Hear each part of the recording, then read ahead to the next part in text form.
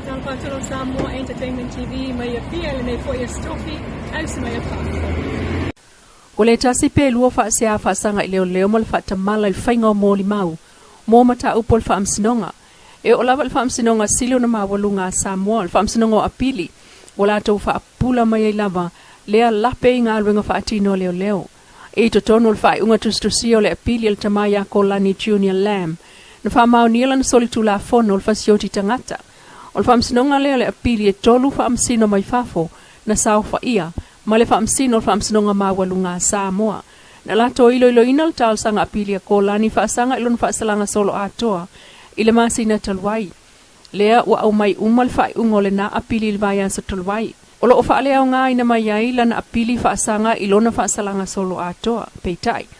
Ola na apili fa sanga ilfa amao ninga olona fa o lima. Male fa ai ungal fa amsinonga olo talia.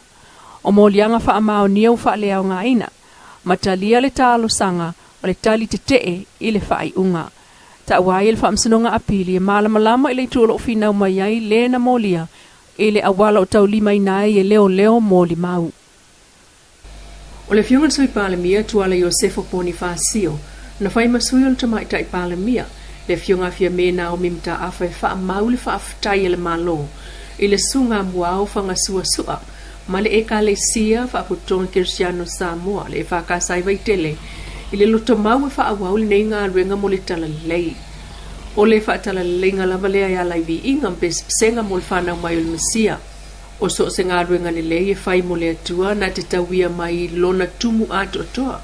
Sao no fo itua lai manatu o le whaamantunga o le loto whaafitai i le atua. E le toa pe mawae a wā o lo tātou tofi i mea o le vavau. Na whaamautu i le fio mai o Yesu.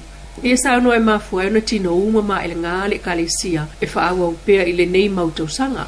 E whamana tuail whaatawa ina le au Kirsiano, o le malamalama moni o le atua, le aso na fio mai ai, le atua laulangi tinei le pongi sa mga aluenga uma, a le malo o le poliuli. Sao no fo ituala, sa whaatupu manatulo na walaulia i le ta o le malamalama i paneta le nei, i le ao malamalama le laulangi le la, a o le poe pupula matanga o fiel ma sina mawhetu le vane mnimo. E muli nei moli na whaia le tangata. Le sao no fo i le pōna whana wa Yesu e pe ona moli mau iai, ma tayo ma le fōma i o luka, na iloe ma koi mai sa ele pupula whaatari o li olfetu, e winga ese lo na malamalama.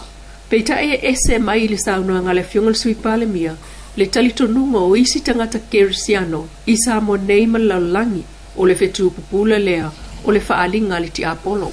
Wala tau te lea aloa i ai fo il Krisimasi, e iei fo ilesi talito nunga Kirsiano isa mo nei lava. Fai mai ese se le aso olo o tatu pipese ai, o le aso whana o le mesia.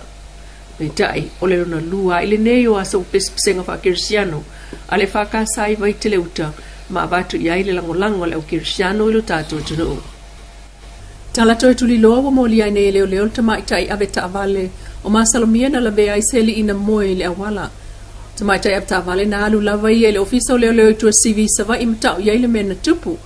Ma ua moli ai nei, e leo le ave taavale wha tamala wafu ai le maliu, so o tanga al whaala vlave tau taavale lea na tupu mai sa le lolonga, i le sto na italuai. Whamaunia mai al komsino leo awa pa au longo i tino Filipo na ofisilingia le tio Polinisia. Sau no awa pa au, u moli el tamaita i lea ma ua atofa le aso ono o Februari, e tula i ai i le whamasinonga, ai alo o whaia pea so esu enga al whaala vlave ma ua tala i tua, ai te tau lava, ona saini i le ofisa o leo i tua civil tamaitai. O lipotia e pe onta ual komsina ma salomia sa whaasua awa le li ilea na moe le awala ma so ai el tavale. Ua whaleo ngai na el whamsinonga ma walunga le tangi el faltoia ilinga noa Daphne sa polu. O le tangi na whaasanga i le wili alona to lua ua maliu le fionga pātu falfatu sa polu. O le sa avea ma whamsino silia sa moe le tele o tausanga. O le whai unga le fionga le whamsino sili Justice Perese i le solulo le vai o sonei. O le taun unga na o le whamsinonga sa whaia i le aso lua wha, lua lima, lua ono, lua fitu, lua valu o kitopa, ma le aso sulfitu o Novema. Aso lua lima o se te maul tau sanga lua fe lua se fulu le na sainia i le fionga patu le Vili. Ma vatu i le ofisa tau si ma vaenga. Ai mulmuliane fato a maliu le aso lua sulvalu Novema lua o lua tasi. O le faltua ia ilinga noa wala tal tolu sul tau sanga o mafu tatu, i le fionga pātu, Ana whaato ai ei loa le Vili ina ua whaitau e le ofisa tau si mawainga i le aso sulfito te se malua o lua tasi. Ua polo ia e le whaamsinonga le itu ua manu malo e whaila se talo sanga mo whaamtalanga o le Vili. Ua polo ia fo il whaale au ngai no le tau finga whaatu la fono o le Vili po le kevia to le aso sultolu a pelila lua o lua lua. Ua polo ia fo i lo ia a le itu ua manu malo e whaila atu le whaatu la ngango la tau a ole yo ole so tolu tasi o Januari lu o lu tolu. A whaia iei se tali le tutangi, po ole tu le ana talo sanga, ia whaila atu whamsinonga, a ole umale aso fulfa Februari lu o lu tolu. Ua whaamawai le se fuluono aso ngāruenga whaatino, ale SVSG pol to manga moe popo ngatia, e te te atua il sawai no tamaita imwhanau I Samoa. Ana whaamawina la wale tutupu ai o sawanga I tutonu il fuluono aso lea, mamoli mau mai el to manga e tusa ma le sfulima mta upu tau sa wanga na avatu I tutonu. Fa tusa le sful valu mta upu sa wanga lua o lua tasi, ile taimi la male tasi, o le se fulu ono aso. Ai tolu sful lua fa tasi lava tamaiti na afia I sa wanga, to lua na afia I sa wanga o le tino, ma sa wanga o feusua inga faya fa amalosi.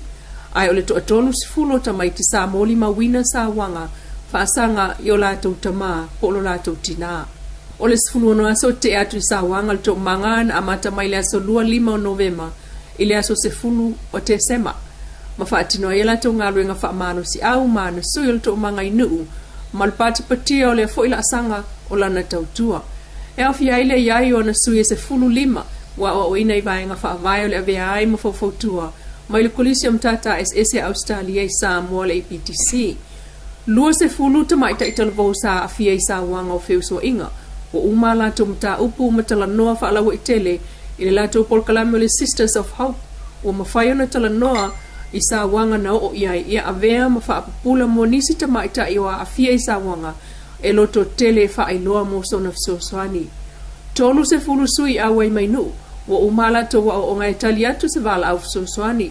Fa se fulu tina wali taya na awai sfataloanga o se vaenga o suesuenga o tina whainga ruenga o tato I tulangi.